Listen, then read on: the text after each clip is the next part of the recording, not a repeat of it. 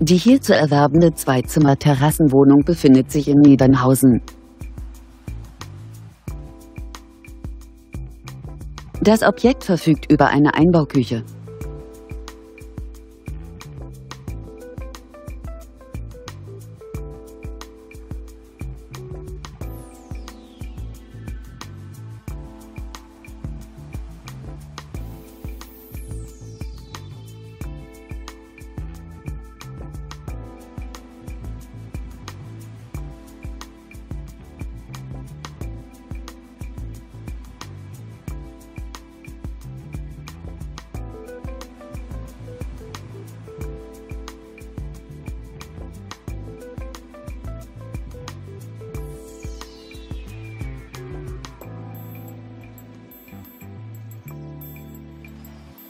Bei einer Wohnfläche von ca. 68 Quadratmetern beläuft sich der Kaufpreis dieser Terrassenwohnung auf 135.000 €.